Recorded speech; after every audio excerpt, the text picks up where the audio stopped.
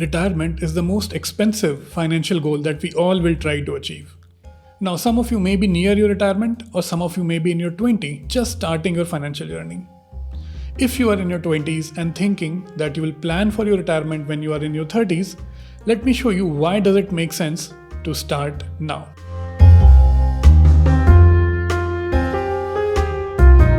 Estimating your retirement needs is complicated. Figuring out the annual return on your investments and where should you invest and how much do you actually need to retire and taxes and inflation is not easy. And the farther away you are from retirement, the less accurate your calculations will be. But starting early is the most effective strategy to achieve this objective. We will see some popular ways of estimating the retirement corpus and use an Excel to see whether it makes sense. But let me just inform you, this is a very simplified method. The professional way is to use softwares that forecast specifically for your needs, considering the financial products that you can use, the timings of your investment and withdrawal, and many other factors. But isn't it great to have some estimate to work towards that have no idea at all of what will you need in your retirement? I'm going to break this down in a very logical way. No fancy formulas. We are going to figure out how much money do you need to retire. So, what numbers will help us estimate this number? Number 1, age. We need to know at what age will we retire. The earlier we retire, the more money we will need, right? And the lesser time we will have to accumulate that money. Number 2, investment amount. We need to know how much you can invest and how much return can that generate. The more you can invest, the better. Pre-retirement, you can invest in equities to get higher returns.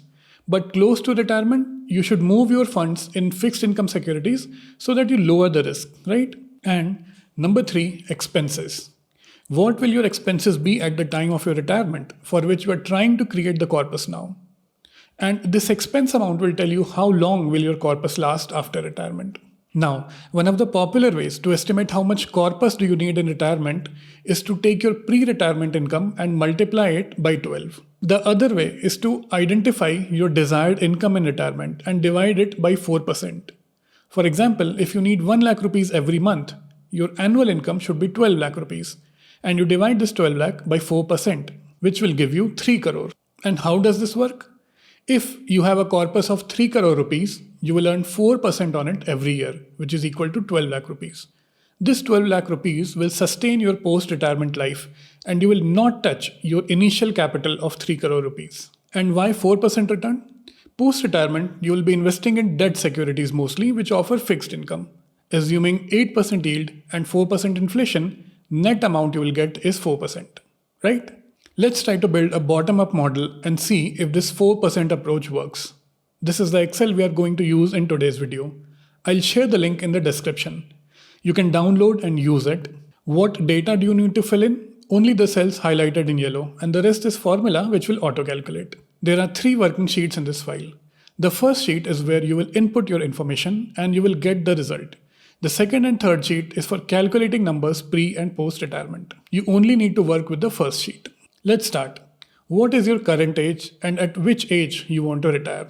Let's say you are 22 now and you want to retire at 50. Now this age gap of 28 years is when you need to accumulate the corpus that will fund your retirement. And the longer this time period, the easier it is. If you keep this time period low, you will have a shorter time period to accumulate this amount and you will need to accumulate a larger amount as well. Now, what is the amount that you can invest every month for this purpose? Let's say you start with 20,000 rupees and you increase this by 10% every year. Now, if you keep increasing this investment amount every year without an upper limit, you will hit 60 lakh rupees in some 30 years. So I'm keeping an upper limit of 20 lakh rupees investment every year. You can increase this limit or remove this altogether for your calculations. Now, what is the return that you can generate every year? Nifty return is around 10 to 12% every year. So let's say 12%. And post-retirement, you will move some of your corpus to debt funds to reduce the risks, right? So let's take an average of 8% yield. The inflation rate in India in 2010 was 10.53%. Since then, it has lowered a bit. Let's take 6% as an average. And what is the expense that you need to take care of in your retirement? Let's take today's expense and add inflation to it. So, assuming your today's expense is 25,000, we will add inflation to it, and in 28 years it becomes 1,27,000 rupees. You can use future value formula in this cell, but I'm keeping it simple. If you pay attention, you will notice that it's a compound interest formula. Expected increase in expenses. See, after retirement, expenses usually come down by 10 to 20%. You will not be using your car to go to the office daily. You will not be buying so many clothes for the professional use. You may get senior citizen discounts on a lot of expenses. You may travel off season, which means lower cost for your hotels and planes. But your medical expenses may increase. For this calculation, let's take minus 5%. Or you can keep it 0 as well. With these numbers, we'll retire with 14 crore rupees. Do you want to see the calculations? Let's go to the pre-retirement sheet. Now, we are starting at 22 years with 0 starting amount. That is because we did not had any lump sum investment at the start. If you put 1 rupee here, we will be starting with 1 rupee now. Now, we have 20,000 rupees SIP monthly, which is 2,40,000 rupees annually. And we have 12% interest on this lump sum plus the SIP amount, which becomes our total amount at the end of the year. This total amount at the end of the year becomes the opening amount for the next year. And our SIP increases by 10%, gains 12% return on that. Now, this will continue up to the age of retirement, which is 50 in our case. And you see, we have kept an upper limit of 20 lakh rupees on the SIP. This gives us 14 crore rupees at the time of retirement.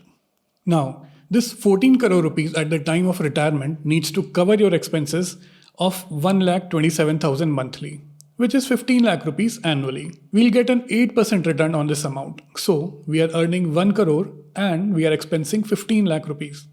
The delta is a positive number, so we'll continue with the positive number. As your income is more than your expenses even after the retirement, your funds will continue to grow.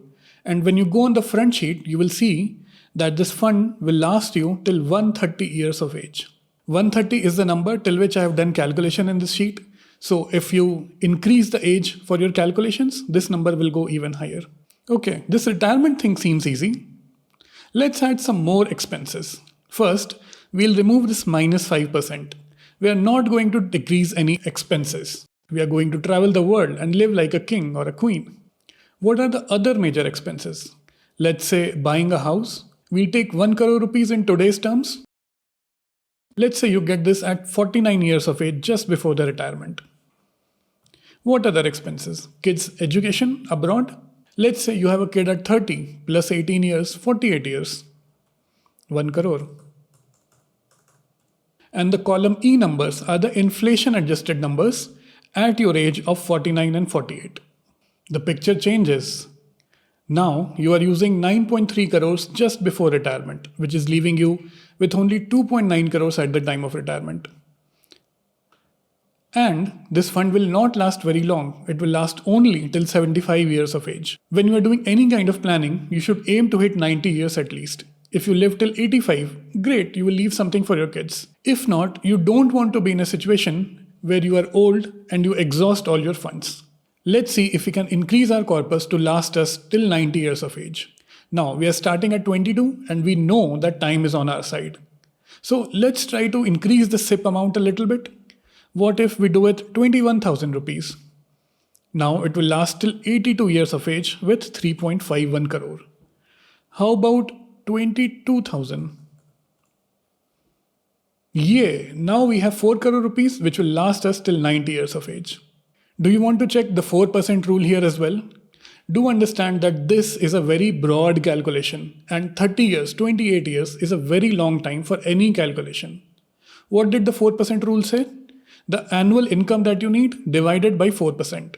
And what is the income you need here? Income to cover your monthly expenses, right? And that is 1,27,000 multiplied by 12.